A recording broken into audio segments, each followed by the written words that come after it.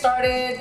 What's the concept of the name? It's unique. I loved it, but I wanted to hear from you. Okay, I started making tamales because I couldn't find any that I liked. Yeah. Okay. In Houston, I went everywhere. Really? You name it, I went everywhere. Alamo, no? Traditional tamales, Salvadoran, Honduran, like what kind of? Traditional so Mexican. Okay. My mom is from Durango, so she's from the northern part, middle part of Mexico. So You just struck a chord. That's where my mama's from. Yeah, we cousins. Do you like the Duranguense? The Yeah. music? Oh yeah. So that is incorporated into like my palate. You know, that's what I want from a tamal. So I want my masa to look a certain color. I like the red tamales. I don't like anything else besides that. So I just like went everywhere. Like, I lived close to a couple of them. I'm not gonna say their names. Okay. Like, it just like I couldn't find what I wanted. Some were too dry. Some of them didn't have color, didn't have flavor. So I was like, you know what? I'm gonna do this. I'm gonna try to do it because I live in Houston. If you want something right, do it yourself. Yeah, definitely. I'm definitely one of those DIY persons, please. So I was like, okay, let me learn how to make them. I called my mom and I was like, Mom, how do you make tamales?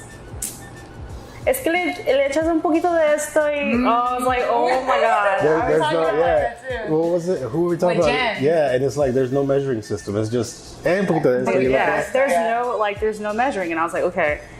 It's like, how am I supposed to like pass this on to like my kids and like my future and stuff like that? Like, how am I supposed to like preserve recipes that you haven't even preserved?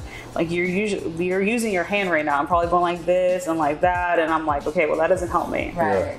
So I just started like researching, and I just started throwing, masaca in a bowl and seeing how it come out. It was mixed a lard, and then I was just like, okay, like I'm just gonna keep experimenting. I experimented for like 3 or 4 months. Okay, I'm sorry. Is tamales the first thing you started doing, or you've had other experience in the kitchen? Yes. So I actually took culinary classes. It's not much of a culinary school. Okay. Down in the valley, because that's where I'm from.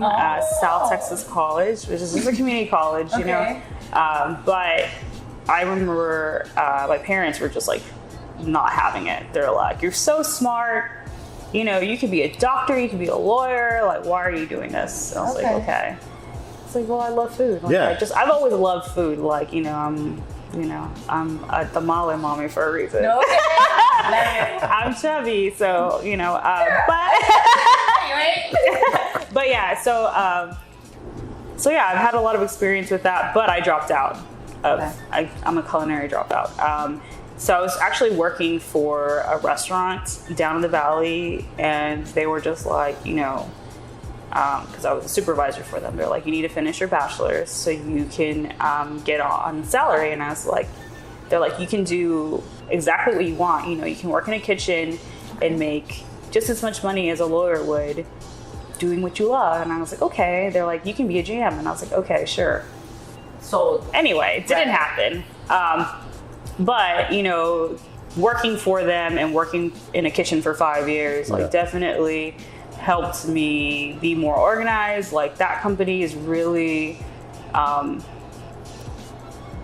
they're basically like the top people to like come up with recipes. Like, every recipe has to be open whenever,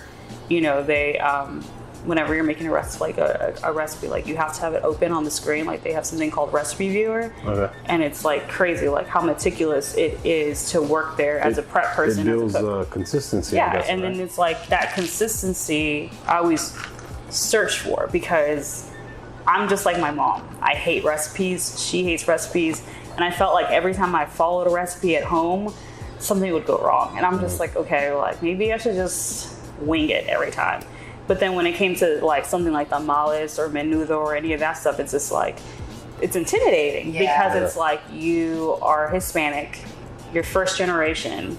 Your mom is known in the family as the one that makes the tamales, the one that makes the menudo, the menuelos. She leads all of that. So you have that to live up to. Yeah, and it's really hard, because I remember my sister made some when she lived in Laredo. Like, she was living in Laredo without like any family nearby, so she made some for Christmas, and I remember we went. Good job. Oh. So tasting her tamales. I was just like, I was tasting the tamales, and my mom was like, but we had to be nice. So I was like, oh God, like if I ever make tamales, like this is what I'm gonna have. You know what to came to cook. mind? Like that scene in Gladiator where like Caesar's like just. It is exactly like that. So I mean, given my kitchen background, So much pressure though. yeah, and then given like the background that I have with my mom, it was just like, okay, like I'm really gonna learn how to do this. So it took me like 3 months to kind of get it down, and I was like, okay, it's like it's not tamale season more. I don't want to eat tamales. So I was like, okay, I just put it away. And then a year later, I was like, you know what? I just stopped working for that company because of racial insensitivity. Okay. In the valley. No, Oh. in Houston. Oh, okay. Yeah. Yeah, and it wasn't towards like Hispanics. It was towards Black people, and I'm just not the type of person. Like I just don't stand for any of that. Right. So I was just like, you know what, I'm gonna leave. Anyway, so then I left, and I took like a month off before I found another job. But I was like in limbo, and I was like, hey, you know what? I'm gonna try to do tamales again. Okay. Maybe I can sell them. And time.